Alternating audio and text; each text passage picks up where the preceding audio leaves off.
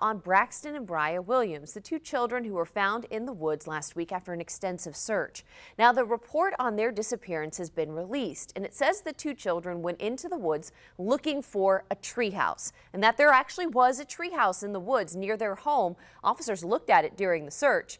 Also, the two children say they went into the woods alone, not with or following anyone. All right, let's take a